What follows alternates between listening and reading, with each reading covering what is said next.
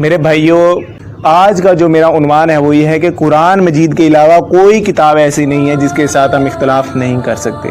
اور قرآن مجید ہی وہ مقام رکھتی ہے کہ تمام امت میں یہ قرآن مجید کو جو اہمیت حاصل ہے وہ کسی کتاب کو حاصل نہیں ہے، چاہے وہ اہل سنت کی طرف سے کوئی کتاب ہو یا اہل تشیع کی طرف سے کوئی کتاب ہو۔ قرآن مجید کی جو اہمیت ہے، قرآن مجید کا جو مقام ہے، قرآن مجید جو طاقت رکھتی ہے، قرآن مجید جو اپنے مضامین کے اعتبار سے حجت رکھتی ہے، وہ کسی کتاب کو مقام حاصل نہیں ہے۔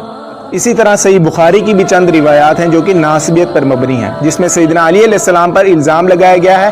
اور محمد صلی اللہ علیہ وسلم پر اعتراض کیا گیا ہے۔ صحیح بخاری کی حدیث ہے 6266 نمبر حدیث کہ نبی علیہ السلام کی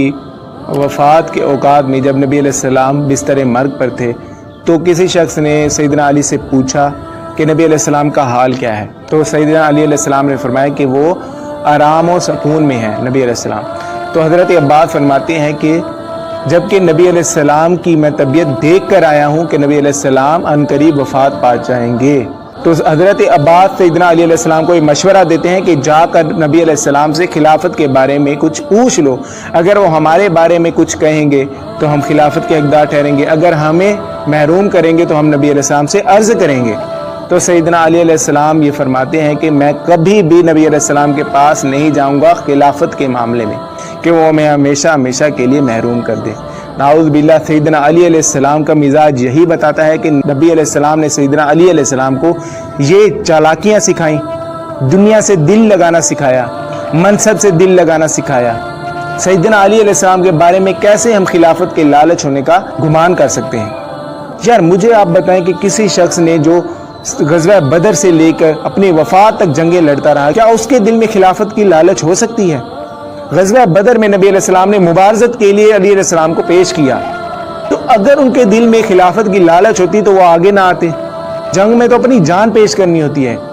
خلافت کے لالچی انسان میں تو یہ پہلے سے ہی خیال آ جاتا ہے کہ جان ہے تو جہان ہے، کہ میں نے تو خلافت کے مزے لوٹنے ہیں۔ ہر جنگ میں نبی علیہ السلام نے سیدنا علی علیہ السلام کو آگے کیا، ہر جنگ میں علی علیہ السلام علم لے کر آگے نکلے۔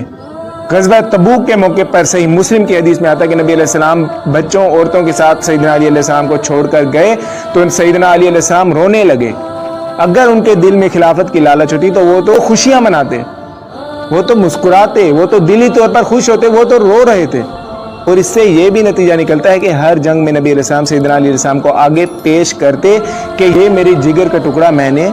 اللہ کی راہ میں پہلے پیش کیا۔ جگر کا ٹکڑا کس بنیاد پر میں کہہ رہا ہوں؟ بنو امیہ کے دور میں حدیث میں آتا ہے کہ جب سیدنا علی علیہ السلام پر گالی گلوچ کروائی جاتی تھی ممبروں پر، تو ام سلمہ رضی اللہ عنہ نے کسی تابعی سے کہا